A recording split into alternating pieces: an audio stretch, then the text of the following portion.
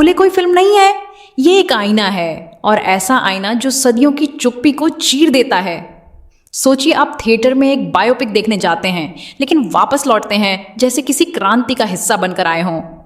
जी हाँ, फूले सिर्फ सिनेमा नहीं है, ये वो आग है जो हमें झकझोरती है, जगाती है और कहती है अगर ज्योतिबा और सावित्री बाई न होते तो आज की महिलाएं कहाँ होती।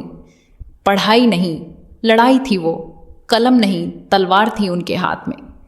ये कहानी है उस दौर की जब लड़कियां स्कूल नहीं जाती थीं, जाति के नाम पर इंसान को इंसान नहीं समझा जाता था और सवाल उठाना पाप था। और उस अंधेरे दौर में एक नाम चमका, महात्मा ज्योतिबा फुले, और उनके साथ थीं सावित्री बाई फुले, एक ऐसी जोड़ी जिसने समाज की नींव हिला दी। उन्होंने सबसे बड़ा सवाल पूछा, क्या पढ़ना सिर्फ मर्दों का हक है?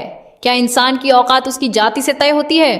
और फिर उस सवाल का जवाब अपने खून, पसीने और आंसुओं से लिखा। सावित्री बाई, शिक्षा की असली देवी, सिर्फ किताबों में नहीं, अब स्क्रीन पर भी। अगर आपको लगता है कि फिल्म फुले सिर्फ ज्योतिबा के बारे में है तो रुकिए। सावित्री बाई का किरदार पटरा लेखा द्वारा निभाया गया इतना सशक्त है कि वह हर सीन में छा जाती है। एक दृश्य में जब लोग उनके ऊपर थूकते हैं और वह बिना रुके स्कूल की तरफ बढ़ती है, उस पल हर दर्शक की आंखें नम हो जाती हैं। वो सिर्फ एक किरदार नहीं लगती, वो क्रांति की चलती फिरती मूर्त लगती है। यह फिल्म शिक्षाप्रद नहीं है, यह क्रांतिकारी है। कुछ आलोचकों ने इसे बहुत शैक्षिक या भावना से खाली बताया है, पर सच्चाई ये है, यह फिल्म दिल को झकझोर देती है। जमींदार की घृणा, ब्राह्मणवाद का घमंड और जाति का जहर, सब कुछ यहाँ नग्न रूप में सामने आता है। और इन सबसे लड़ते हुए जब फुले कहते हैं अगर तुम्हारा धर्म तुम्हारे बच्चों को डॉक्टर या इंजीनियर बना सकता है तो बनाओ, वरना उन्हें पढ़ने दो, तो रोंगटे खड़े हो जाते हैं। आज की तारीख में ये फिल्म ज़रूरी क्यों है?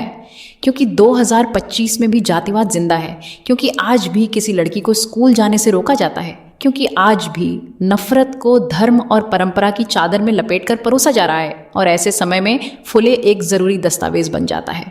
प्रतीक गांधी, अभिनय नहीं किया, आत्मा उतार दी।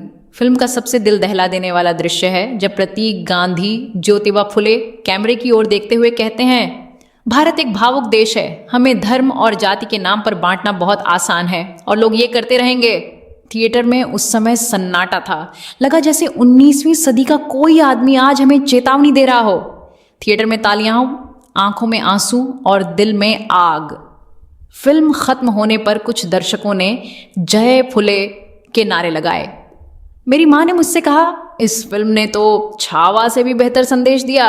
और यही इस फिल्म की सबसे बड़ी जीत है, वो आपके दिल में उतर जाती है। कमियां हैं लेकिन असरदार।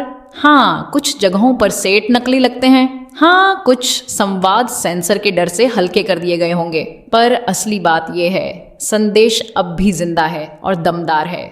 ये फिल्म अकेले मत देखिए, अपने माँ बाप, बच्चों और दोस्तों के साथ देखिए। और ख़ासकर हर लड़की को ये फिल्म देखनी चाहिए। उसे जानना चाहिए कि उसकी किताब, उसकी क्लास, उसकी कलम किसी की दी हुई दया नहीं, एक औरत की लड़ी हुई लड़ाई की जीत है।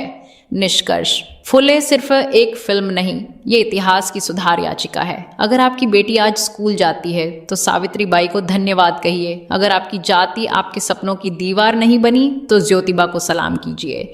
और अगर आज आप ये पढ़ रहे हैं तो इस फिल्म को देखिए और दूसरों को भी दिखाइए।